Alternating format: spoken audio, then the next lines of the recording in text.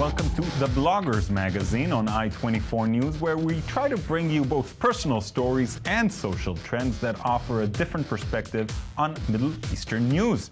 To help me with that today, I'm joined in the studio by two bloggers, Elizabeth Tsurkov of Global Voices and Yoni Shadmi, blogger for Tetel, Tehran, Haifa, Tel Aviv. Thank you both for coming in today. Let's begin our show, as always, with three short stories from around the world that recently caught our attention. On a recent visit to Israel, Pamela Anderson corresponded with Prime Minister Netanyahu, urging him to ban the sale of fur.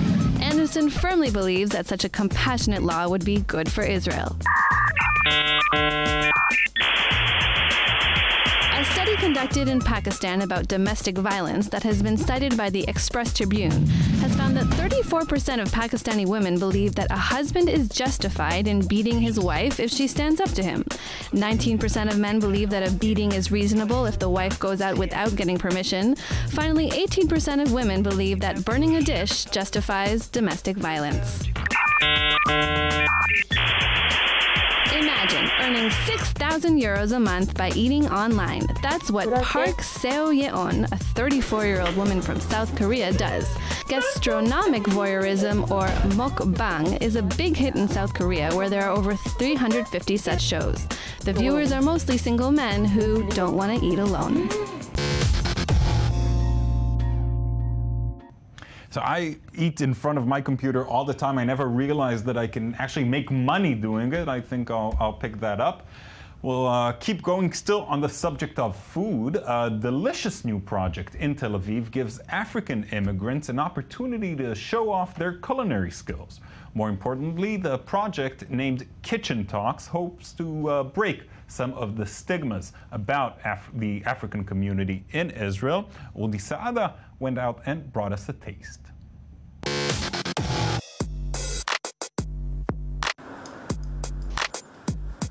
My name is Hassan Ahmad. I'm from Sudan. He may roam the Carmel food market in Tel Aviv for hours as he prepares for the African cuisine lesson he will teach later on. Tomatoes, green what's called, green onions. Hassan emigrated illegally to Israel in 2010 from Darfur. After seeing members of his family executed, he refused to join the army and fled to Egypt and then to Israel. Inspired by his passion for cooking, Hassan has joined a unique project called Kitchen Talks, where he gives cooking lessons spiced with a discourse of politics and tolerance. I spend most of my life alone, so it means that I start cooking to myself. Through that, I got a cooking skills. When I came to Israel, I heard about the Kitchen Talks through my photographer teacher. She told me about this project and she said, yeah, Hassan, this may be good since you like food and also you like someone who is feels responsible for his community here. How to bring the African community and the Israeli society together. The Kitchen Talks project, which was created by Yoad Earon, is a unique initiative that brings together 60 cooks from Africa and Israel to learn about African gastronomy and culture and to shatter prejudices. There was a woman, she runs 3 restaurants, and there she tasted my salad aswad and she liked it very much. Tonight is a special lesson for Hassan. It is his last one. As an illegal immigrant, he's going to enter the Hulot detention center in the Israeli desert in a few days. Seeing the urgent need to change the status quo, Yoad Earon hopes that food can be the bridge to help relieve the tension surrounding the illegal immigrants in Israel. And this way, people can really get to know the culture and traditions and be exposed to other things. So they cannot see the refugee as a title of someone who is dangerous or someone they have to feel sorry for. With African music playing in the background, Hassan is busy preparing his favorite dish, salat aswad.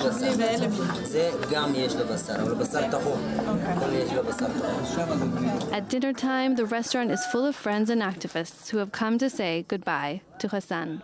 I think it's really a shame, and the country should find some kind of solution to just to keep them here and to let them some kind of settle here. I don't need to wish to him to be strong because I know that he will be, but and I also don't need to wish for him to continue to study because I know that he will. No one can find like a best place, rather than his own country.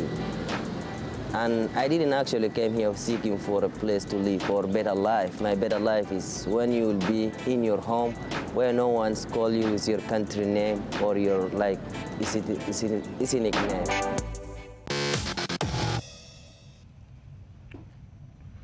Elizabeth, let's begin with you. What we're told, what the public is told, is pretty confusing, between illegal immigrants and asylum seekers. The statistics and numbers are thrown around. You're a human rights activist. You're actually working on these issues. Enlighten us. Tell us a little more about it.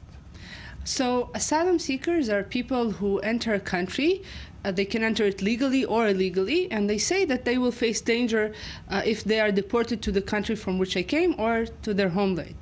Illegal migrants are people who enter the country illegally or enter legally but lose their legal status and are here for economic reasons or some other reason, but they will not face any danger if they are sent back. Now, Hassan here escaped Darfur, the genocide. Any physical danger or danger to their life or to their liberty. Okay. So Hassan here, as a Darfuri, first of all, faces persecution for being an African in a country ruled by an Arab regime that genocided his people.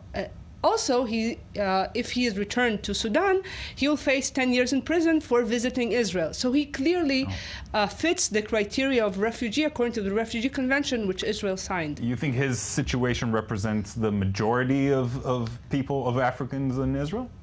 It definitely represents the majority. If you look at the numbers of Eritreans and Sudanese nationals who are recognized as refugees worldwide, you'll see that about 80% of them are recognized as refugees. So this means that about 20% here are indeed illegal migrants, and the others are refugees.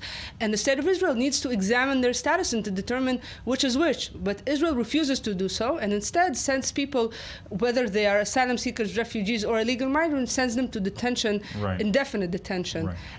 I'm sorry, Yoni, why do you think that is? Do you think that Israel is threatened for, jobs that they're after, or is it a race thing, maybe? Well, I think that a couple of weeks ago I was in Rabin Square in the middle of Tel Aviv, and there was a protest, a big protest by the entire African community, and I was unaware of that protest. I saw it in Facebook, but I didn't remember it was that day. So I was sitting there, and then suddenly a rush of black men, thousands of black men, entered running into the square shouting, "Freedom, freedom." It was a very powerful experience. I think we should definitely take a stand and help these refugees. But I think we need to understand that we here, us three here, and many people in Israel, our jobs are not threatened by them. Our neighborhood is not changing by them, but other people in Israel. And your point is that there are neighborhoods that are. That there are, mostly Mizrahi Jews or Arab Israelis who are seeing their jobs taken in our neighborhoods and their neighborhoods changing. So I also have sympathy for that point of view. All right, thank you. Thank you. We move now from African immigrants to the North African country of Algeria, where youth unemployment is at a record high. A new documentary series aimed at young audiences gives a raw perspective on the crisis among Algerian youth.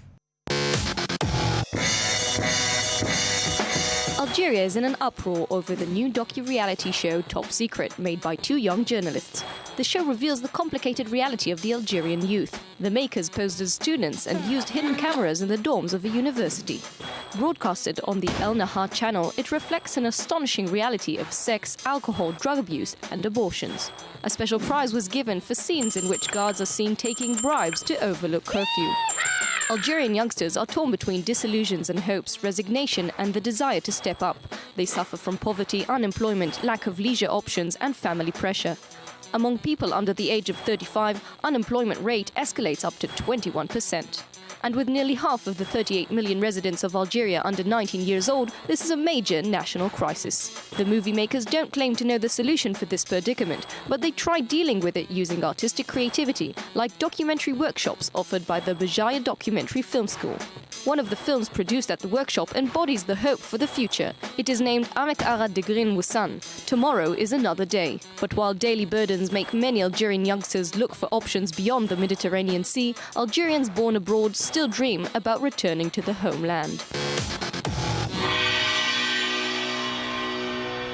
To help us gain more insight on this Algerian youth crisis, we're joined now from Paris via Skype by Mohammed Belmaza, an avid blogger on geopolitics and Middle Eastern art and culture. Hello, Mohammed. Thank you for joining us. Hi, thank you for having me. So these Algerian youth documentaries broadcast on the Al Nahal channel, they paint a pretty grim pictures. Lots of drugs, lots of sex, general disillusionment. Is this a growing phenomenon in Algeria? Well, I don't think it's a growing phenomenon in the recent years. I think it's been there for at least the recent 10 years in Algeria, not only in Algeria, in all the Arab countries. And the main factors for me behind this phenomenon, behind the drugs and sex and other forms of dissoluteness, is on the one hand, the authoritarianism and conservatism that is really growing in these countries, and especially in Algeria and other North African countries. And on the other hand, the new generation of social networks, and for the other generation, the cable that was open. So those factors combined, it gives to this youth, unfortunately, a will to be opened on a new way of living, which is the Western lifestyle, and at the same time to still playing with the social codes, which leads to a social hypocrisy. Like if you're seeing the documentary, you're going to see girls putting scarf, which is like a will from them to show to the rest of the society that they are being good, that they're respecting tradition, but at the same time they're going to want to breathe by night, and then through this be open to drugs and sex. Right. And it is only a way of wanting to this new lifestyle. Now, since you mentioned the Algerians looking to the Western world, there are a lot of Algerians in Europe when they're looking for better opportunities. From what you know, how do these immigrant communities view what's happening in their homeland?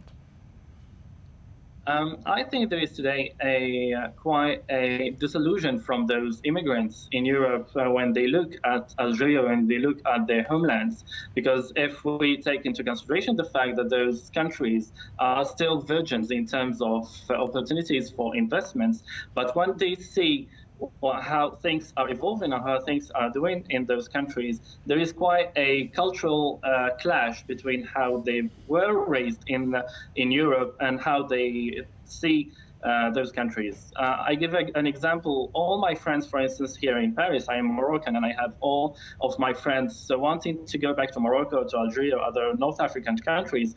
But the problem is that there is still a fear of what's going on in those countries. Like there is a lack of transparency, of meritocracy, and at the same time, I think that for people from Arab origins who were raised and born here in the Europe countries, right, there is more conservatism here in Europe than what we could find in the Arab world. So when they go back there is like a clash in culture and in traditions. Very interesting point. Thank you so much, Mohammed Belmaza. You're welcome. Back to us. Yoni, very quickly, what do you think this signifies? The situation, what we've seen is happening with the youth in Algeria. I think for us as youth in Israel, there's a lot that we can learn from the youth in Algeria.